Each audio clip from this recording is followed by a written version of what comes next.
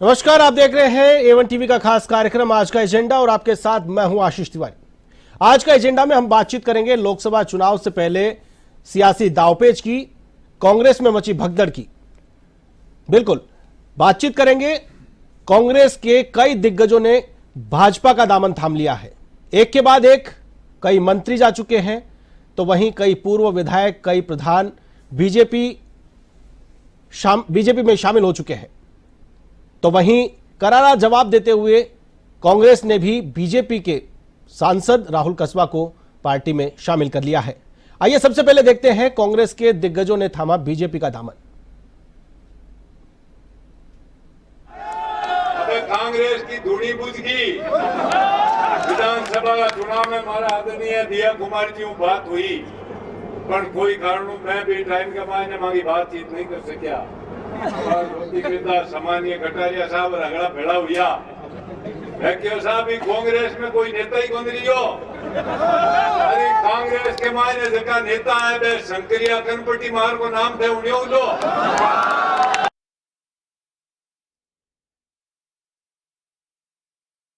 साथियों, बहुत दिनों से अंतरात्मा कटोट रही थी और अंतरात्मा की आवाज में नरेंद्र मोदी जी के नेतृत्व में आज हमने भारतीय जनता पार्टी के परिवार में शामिल होने का निर्णय लिया है।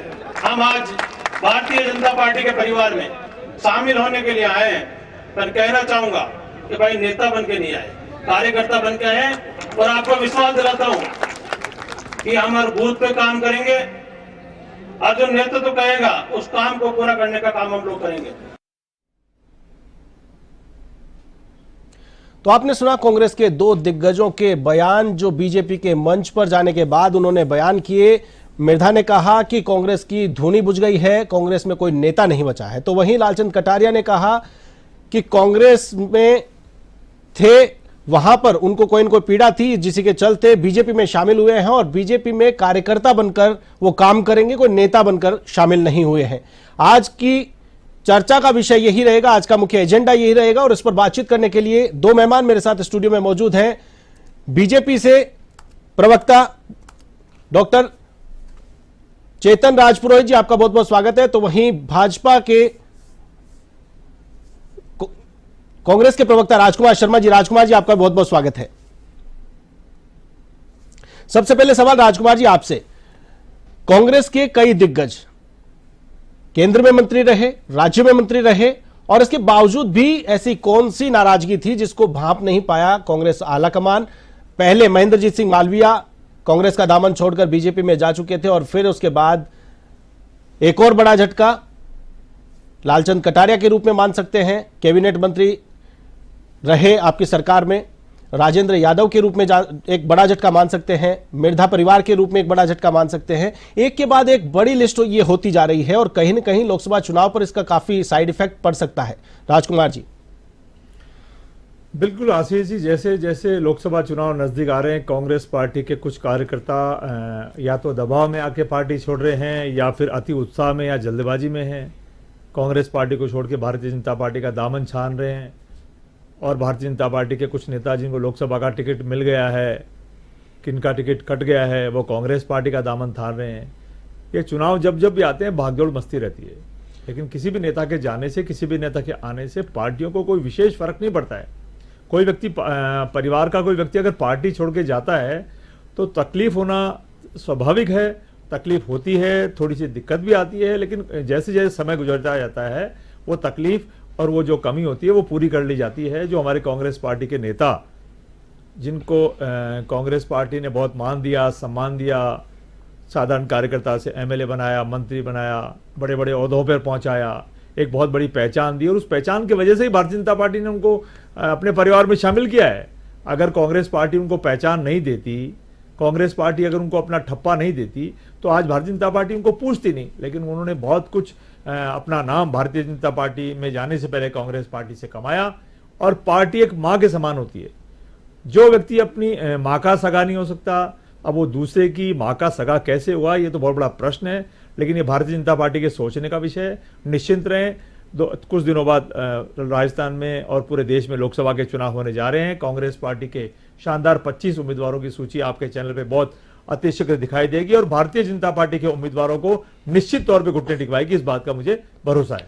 लेकिन सबसे बड़ी बात यह है, लोकसभा चुनाव से पहले ये आपने कहा कि पार्टी मां है, पार्टी ने पहचान दी है, उनको मंत्री पद दिया, उनको बहुत कुछ दिया, लेकिन इसके बावजूद भी उनको आप रोक नहीं पा रहे हो। क्या वजह है? महेंद्रजीत सिंह मालविया जो कि वागड़ में आपका एक बहुत बड़ा चेहरा हुआ करता था, वो आपके पास में नहीं है।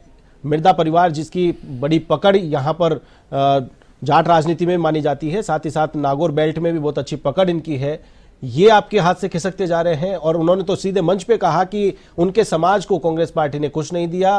क्या दिया है? उन्होंने मंच से सवाल किया। तो क्या ये तमाम जो बातें हैं, जो आरोप वो लगा रहे हैं, ये भांप नहीं पाई कांग्रेस आलाकमान ने? क्योंकि एक दिन की नाराजगी नहीं हो सकती। अगर पार्टी में इतने बड़े ओहदे तक कोई नेता जाता है और उसके बाद में वो नाराज होकर के पार्टी चेंज करता है, उसका भी अस्तित्व का बड़ा सवाल होता है। लेकिन अगर वो इतना बड़ा निर्णय लेता है तो कोई एक घटना नहीं हो सकती है, कोई एक दिन की कोई नाराजगी नहीं हो सकती है। आशीष जी, जितने भी नेता पार्टी छोड़ के गए हैं और दूसरी पार्टी में जाकर के बड़ी बड़ी बातें कर रहे हैं, ये सारे के सारे नेता 3 महीने पहले कहां गए थे? ये सारे के सारे नेता विधानसभा चुनाव के बाद कहां गए थे? तब तो ये राहुल गांधी जी के, एआईसीसी के, खड़गे साहब के, अशोक गहलोत जी के, डोटा साहब जी के नजदीक थे और उनके चक्कर भी लगा रहे थे और सरकार का हिस्सा भी थे। और आज से नहीं, लंबा समय है, 20-20, 25-25, 30-30 साल का इनका सबका अपना एक बहुत बड़ा करियर है। कि जब ये 15-20 साल के होंगे तब से लेकर लगातार इनकी 50, 60, 70 साल की उम्र सबकी है लगभग। और ये तमाम नेताओं को कांग्रेस पार्टी ने बहुत दिया, मान दिया, सम्मान दिया। आज कांग्रेस पार्टी थोड़ी तकलीफ में है। आज कांग्रेस पार्टी राजस्थान में सत्ता में नहीं है और देश में भी थोड़ी सी कमजोर स्थिति में है। मतलब मानते हो कि परिस्थिति को देखते हुए आज ये इनको पार्टी के साथ होना चाहिए था, लेकिन आज अपने स्वार्थ के खातिर या किसी और प्रेशर में आज ये कांग्रेस पार्टी छोड़ के जा रहे हैं। ये उनका व्यक्तिगत फैसला हो सकता है। चेतन जी, प्रेशर क्रिएट करके आप लोग कांग्रेस पार्टी को तोड़ रहे हैं। जिस प्रकार से जो आरोप लगाया गया था, जो कहा गया था कि कांग्रेस मुक्त भारत कर देंगे, तो क्या ये हथकंडे अपनाए जा रहे हैं? जिस प्रकार से राजकुमार जी ने कहा कि ये प्रेशर पॉलिटिक्स है, क्या पता कौन से प्रेशर में इन लोगों को जकड़ लिया जिसकी वजह से वो कांग्रेस का दामन छोड़ करके और आपके पाले में आ गए। ऐसे जी 2 पक्ष इस मामले के हैं। एक पक्ष तो वो है जिस पार्टी को छोड़ के कार्यकर्ता आ रहा है, दूसरा पक्ष ये है कि जिस पार्टी में आ रहा है।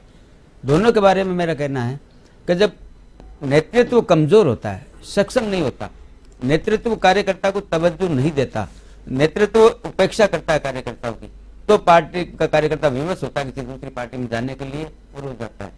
दूसरा पक्ष है भारतीय जनता पार्टी। भारतीय जनता पार्टी में क्यों आ रहे हैं? इसका सबसे बड़ा कारण मैं मानता हूं एक है, माननीय प्रधानमंत्री जी के नेतृत्व में जिस प्रकार से पिछले 10 सालों में देश का विकास हुआ है, आम नागरिक को राहत मिली है और जिस सक्षम नेतृत्व को उन्होंने दिया भारत की जनता को और जिस प्रकार का प्रदर्शन उन्होंने अपने कामों से, और तो और खाली घोषणाएं नहीं की है, उन्होंने उस घोषणाओं को जमीनी धरातल पर इंप्लीमेंट किया है, डिलीवर किया। इसलिए जो दूसरे पार्टी के जो नेता है उनको ऐसा लगता है कांग्रेस पार्टी में हमारा भविष्य अब नहीं है, क्योंकि कांग्रेस अब एक डूबता जहाज हो गया है। कांग्रेस पार्टी भारत की राजनीति में लगभग मैं मानता हूं अप्रासंगिक हो गई है। और ये कौन कह रहा है? ये कह रहा है इंडी गठबंधन के नेता। आपके भगवत मान जी कहते हैं कि कांग्रेस एक थी और उसी पार्टी से जब कांग्रेस गठबंधन करती है दिल्ली के अंदर और पंजाब के अंदर उनको गालियां निकालती है, तो ये भारत की जनता अच्छी तरीके से समझती है। अब आता हूं मैं मेन प्रश्न पर आपके, प्रेशर पॉलिटिक्स। प्रेशर पॉलिटिक्स की बात जहां तक है, सोनिया गांधी जी बेल पर है, राहुल गांधी जी बेल पर है और भी बहुत सारे नेता जिन पे ईडी के मुकदमे हैं, जिन पे इनकम टैक्स के मुकदमे हैं, जिन्होंने भ्रष्टाचार में शामिल होने का जिनके ऊपर आरोप है, वो लोग तो नहीं आए, उनके ऊपर तो प्रेशर काम नहीं किया। क्यों नहीं आए वो लोग? वो उनसे पूछिए आप। लेकिन जो लोग आए हैं उनके ऊपर एक भी भ्रष्टाचार का आरोप नहीं है। जो लोग आए हैं उन्होंने ये कहा है। अब आपको कटारिया जी राजेंद्र यादव जी की तो ईडी लगी थी, उनके तो छापे पड़े थे। हाँ, मैं कंप्लीट करता हूं। हाँ बिल्कुल। लालचंद जी कटारिया ने विधानसभा का चुनाव नहीं लड़ा। लालचंद जी कटारिया इनकी सरकार में मंत्री रहे। महेंद्रजीत सिंह मालवीय जो आए वो विधानसभा का चुनाव जीत चुके थे, लेकिन उन्होंने रिजाइन किया विधानसभा से। जब आदमी इतने बड़े त्याग करने पर किसी पार्टी में मजबूर हो जाता है कि विधानसभा से रिजाइन करके किसी दूसरी पार्टी में आता है, कद्दावर नेता जो कभी चुनाव नहीं आ रहा, जो सांसद रहे, आदिवासियों के बहुत बड़ा महेंद्रजीत सिंह मालवीय नेता है, उनको जब पार्टी पकड़ के नहीं रख पाती है, एक परिवार की पार्टी एक परिवार को भी बांध के नहीं रख सकती है। परिवार तो खड़गे जी को बना दिया अध्यक्ष परिवार की। मैं आता हूं, खड़गे जी सिंबॉलिक है।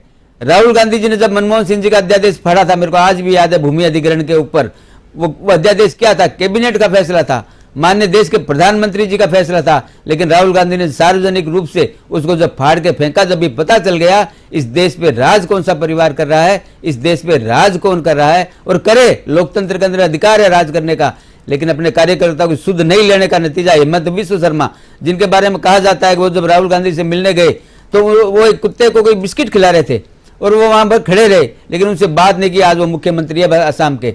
ऐसे कैसे मैं आपको सैकड़ों उदाहरण बता सकता हूं कि जब पार्टी का नेतृत्व कार्यकर्ता की केयर नहीं करता है, तब इस प्रकार से कार्यकर्ता पार्टी छोड़ने पर मजबूर होता है। यही बात रिछपाल मिर्जा ने कल कही है कि हमारा दम घुटता था कांग्रेस के अंदर, हम पहले विधानसभा में भी आज छोड़ना चाहते थे, लेकिन मैं एक बात निश्चित रूप से कहता हूं कि भारतीय जनता पार्टी का कार्यकर्ता, भारतीय जनता पार्टी के पदाधिकारी, भारतीय जनता पार्टी का प्रदेश नेतृत्व, भारतीय जनता पार्टी के प्रदेश के माननीय मुख्यमंत्री जी, जिस प्रकार से मुख्यमंत्री जी ने पिछले 3 महीना में डिलीवर किया है, आप देखिए। पानी की समस्या की बात करता हूं, ERCP नहीं हुआ, तुरंत हुआ।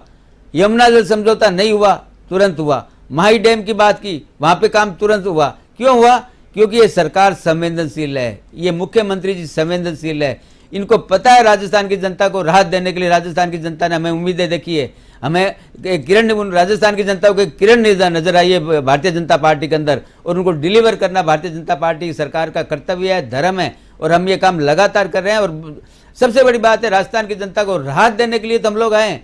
माननीय प्रधानमंत्री जी ने क्या डिलीवर नहीं किया है? सिलेंडर डिलीवर किया, हर घर नल योजना दी, प्रधानमंत्री आवास योजना के माध्यम से आवास दिए गांवों के अंदर, किसान सम्मान निधि के माध्यम से 6,000 रुपये पर मंथ, जिसको 8,000 कर दिया है, डिलीवर किया था। भारतीय जनता पार्टी का कार्यकर्ता जब क्षेत्र में जाता है वोट मांगने के लिए, छाती चौड़ी करके जाता है, मुट्ठी भींच के जाता है, कि उनको पता है कि हमारे प्रधानमंत्री ने इस देश के लिए काम किया है, पूरे संसार में देश का नाम। लेकिन जब आपका नेतृत्व सक्षम है और आप संभालने की कैपेसिटी रखते हैं, तो राहुल कसवा क्यों बीजेपी छोड़ करके कांग्रेस के पास? आता हूं, यही इसी पे आ रहा था मैं। राहुल कसवा जी टिकट कटने के बाद में कांग्रेस में गए हैं। टिकट डिक्लेयर हो गया चूरू में, भारतीय जनता पार्टी ने टिकट हमारे एक कार्यकर्ता को दे दिया है। अगर राहुल कसवा जी टिकट डिक्लेयर होने से पहले कांग्रेस में जाते तो कोई भी आरोप लगाते, कोई भी बात कहते, जनता उनकी बात को सुनती, लेकिन आज जनता उनकी बात को नहीं सुन रही है। क्यों? क्योंकि जनता को यह पता है टिकट कटने के बाद में ये कांग्रेस में गए हैं, टिकट कट गया इनका। और राहुल कसवा जी को क्या नहीं दिया पार्टी ने? इनकी माता जी को जिला प्रमुख, विधायक, पिताजी विधायक, पिताजी लोकसभा सांसद, राहुल कसवा जी खुद सांसद। एक परिवार के अंदर इतने पद मिलने के बाद भी कोई कार्यकर्ता अगर संतुष्ट नहीं होता, राहुल कसवा जी को जब टिकट मिला था जीवन में पहली बार, तब भी किसी कार्यकर्ता का टिकट कटा था, उसका त्याग था, वो कार्यकर्ता नहीं बोला, वो कांग्रेस में नहीं गया, वो विपक्ष में खड़ा नहीं हुआ, उसने राहुल कसवा जी के साथ कंधे से कंधा मिला करके काम किया, और राहुल कसवा जी को सांसद बनाने में उस कार्यकर्ता का योगदान था। लेकिन मतलब आपकी पार्टी छोड़ करके कोई कांग्रेस में जा रहा है तो वो नाकाबिल था और उसको कांग्रेस ने अपना लिया है, लेकिन आपकी पार्टी में आ रहा है तो वो काबिल था, कांग्रेस उसको संभाल नहीं पा रही थी। मैंने नाकाबिल की बात ही नहीं की है। मैंने ये कहा कि राहुल कसवा जी का जब टिकट कट गया, मैं बार बार कहता हूं, राहुल कसवा जी अगर टिकट डिक्लेयर होने से पहले जाते। राजकुमार जी क्या कहेंगे आप? देखिए, राहुल कसवा जी को टिकट कटा और वो कांग्रेस पार्टी में आ गए। राहुल कसवा जी देश के नौजवान सांसद हैं और एकमात्र सांसद हैं जो भारतीय जनता पार्टी से, देश के प्रधानमंत्री से, गृह मंत्री से पूछ रहे हैं, नड्डा जी से पूछ रहे हैं कि मेरा टिकट क्यों काटा। भारतीय जनता पार्टी के पास जवाब नहीं है, और जिनको ये टिकट दिया है उन्होंने, ये कब से भारतीय जनता पार्टी के कार्यकर्ता हो गए। तो भारतीय जनता पार्टी तो ढूंढ के ला रही है कांग्रेस मुक्त भारत करने वाली भारतीय जनता पार्टी। आजकल कांग्रेस के नेताओं को अपने आप को शामिल करके कांग्रेस युक्त भारतीय जनता पार्टी बन गई है।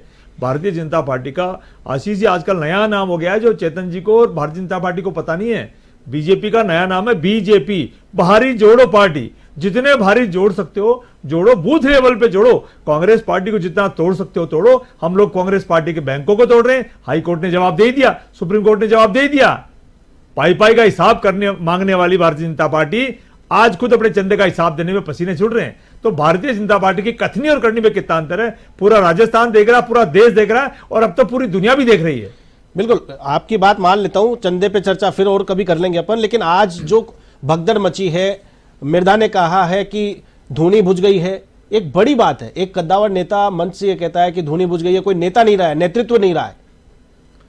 जब कोई नेता किसी भी स्टेज पे खुद के स्टेज पे बोलेगा तब तो सोच समझ के बोलेगा, और दूसरी पार्टी के स्टेज पे जाएगा, कुछ बड़े बयान देगा, कुछ उठपटांग बयान देगा, जिस पार्टी को छोड़कर आया उस पार्टी को बहुत गहरे लेवल पे कोसेगा, तभी तो उसको पार्टी में सम्मान मिलेगा, वरना कौन किसको पूछता है। आज अगर मैं भारतीय जनता पार्टी में जाऊं और वहां जाकर के कांग्रेस की तारीफ करूं तो भारतीय जनता पार्टी मुझे स्वीकार नहीं करेगी। लेकिन मैं अगर कांग्रेस पार्टी को छोड़ के जाता हूं और भारतीय जनता पार्टी में जाके और वहां जाकर के कांग्रेस के बड़े बड़े नेताओं को जितना ज्यादा कोसूंगा उतना ही बड़ा मुझे स्थान मिलेगा। तो ये सब स्वार्थ की पॉलिटिक्स है। उनके बयान से कोई कांग्रेस पार्टी पे और जाट समाज पे और नागौर की पॉलिटिक्स पे कोई फर्क पड़ने वाला नहीं। बिल्कुल।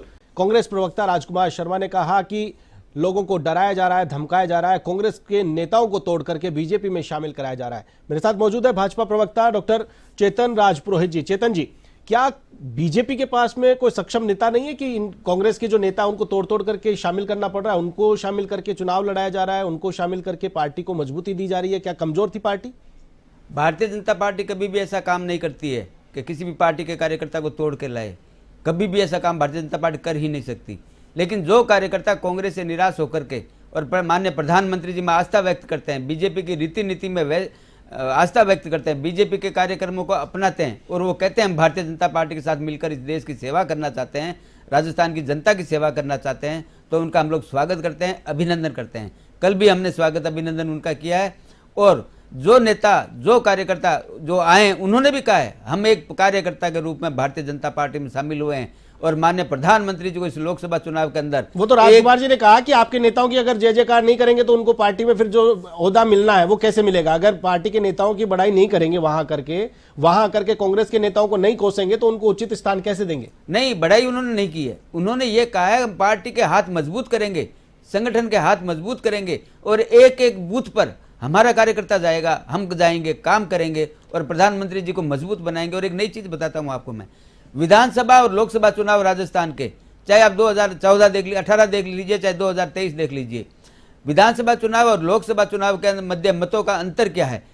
लोकसभा चुनाव के अंदर यहाँ राजस्थान के अंदर 58.9% मत बीजेपी को मिलते हैं, लेकिन विधानसभा में 35 के करीब मिलते हैं।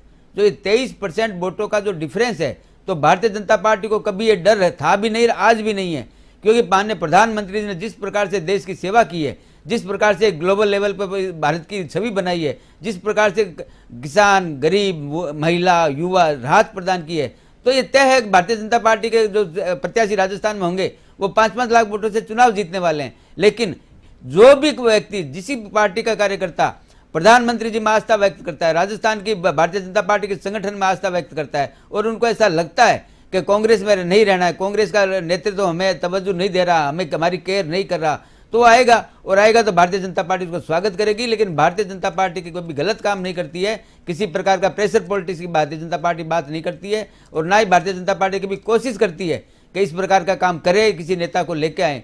नेता जब स्वतः स्फूर्ति आता है तो ही वो संगठन में काम करता है, तभी उसको लगता है कि इस पार्टी में मेरा भविष्य उज्जवल है। और कांग्रेस को छोड़ के इसलिए आ रहे हैं कि सभी को लगता है, कांग्रेस के कार्यकर्ताओं को, नेताओं को, कि कांग्रेस में अब उनका भविष्य सुरक्षित नहीं है।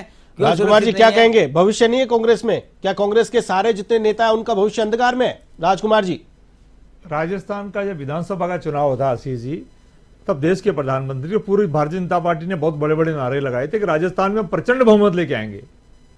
और प्रचंड बहुमत का मतलब होता है 145-150 के पार आती, उसको बोलते हैं प्रचंड बहुमत। भारतीय जनता पार्टी मात्र 115 सीटों पे आगे टिक गई और हमारे परिवार में थोड़ी सी कुछ कमियां थी। अगर वो कमियां नहीं होती तो हम जो 71 पे आए हैं आज हम सत्ता में होते। तो भारतीय जनता पार्टी तो इसका मतलब यह हुआ कि जो चेतन जी आरोप लगा रहे हैं कि नेतृत्व में जो क्षमता है वो कहीं न कहीं नहीं है, नेतृत्व समय पर कोई चीजों को भांप नहीं पा रहा, जिसी का खामियाजा भुगतना पड़ा विधानसभा चुनाव में और आने वाले लोकसभा चुनाव में भी इसका खामियाजा उठाना पड़ सकता है। नेतृत्व की क्षमता वाली बात नहीं है, नेतृत्व क्षमता नहीं होती 31 सीटें नहीं आती, पूरा देश लग गया था राजस्थान में, पूरा देश लग गया था, सारी पार्टी को परिवार चला रहा है, जनता पार्टी लग गई थी, पूरा मंत्रिमंडल लग गया था, पूरे 80 से लेकर छोटी तक जोड़ लगा लिया था भारतीय जनता पार्टी ने। उसके बाद ये कह रहे थे आप मिनी बस में आओगे, कार में आओगे, छोटी कार में आओगे, बड़ी कार में आओगे, तो हमारी सरकार भारतीय जनता पार्टी ने पूरी ताकत लगाई, उसके बावजूद भी हम 71 सीटों पे आए। और कांग्रेस पार्टी ना राजस्थान में कमजोर है ना देश में कमजोर है। आज भारतीय जनता पार्टी को घमंड आ रहा है, आज भारतीय जनता पार्टी का घमंड दिख रहा है। और 2024 का चुनाव है, आप देख लीजिए 2 महीने के बाद जब अप्रैल मई में जब चुनाव होंगे तो भारतीय जनता पार्टी का सारा विपक्ष मिलकर कांग्रेस पार्टी के सांसदों के उम्मीदवार भारतीय जनता पार्टी का घमंड तोड़ते हुए नजर आएंगे। बिल्कुल, अगर मान लो कांग्रेस कमजोर नहीं है तो फिर इंडी गठबंधन में जाने की जरूरत क्यों पड़ रही है? क्यों आपको वहां पे टाटा बाय बाय किया जा रहा है? पंजाब में क्यों नहीं आपको लड़ने दिया जा रहा है? ये देखिए, गठबंधन हमारा इसलिए बन रहा है कि हम देश के प्रधानमंत्री जी को जवाब देना चाहते हैं। हम देश में एकता और अखंडता चाहते हैं। हम देश में सभी राज्यों को, सभी जातियों को, सभी भाषाओं को, सबको साथ लेके चलना चाहते हैं। एक तरफ जो देश चल रहा है उस देश को ठीक करने के लिए हमने कुछ विपक्षी पार्टियों से हमने समझौता किया। अब कोई पार्टी अगर हमसे समझौता करने के बाद भी अगर छिटकती है तो उसका अपना अंदरूनी मामला हो सकता है वो किसी दबाव में हो सकता है उनका कोई व्यक्तिगत और कोई कारण हो, लेकिन कांग्रेस तो चेतन जी, आप क्या देश को तोड़ने की बात कर रहे हो? एकजुट करने के लिए क्या आप देश को तोड़ने की बात कर रहे हो? सभी सीटों पर लड़ रहे हो चुनाव। बिल्कुल आता हूं मैं। राजकुमार जी ने बहुत अच्छी बात की, मैं इनकी बात पे आता हूं। भारतीय जनता पार्टी जब इंडी गठबंधन बना था, कोई भी पत्रकार बंधु इंडी गठबंधन के नेताओं से जब पूछता था कि आपने क्यों बनाया, उन्होंने क्या जवाब दिया? मोदी को हटाना है। उन्होंने कभी ये नहीं कहा कि इस देश का विकास करना है, इस देश की जनता को राहत करनी है, इस देश की जनता को काम करना है, ये कभी नहीं कहा। एक सूत्री कार्यक्रम इंडी गठबंधन का था, मोदी हटाओ। मोदी हटाओ के नारे से क्या आप चुनाव जीत जाएंगे?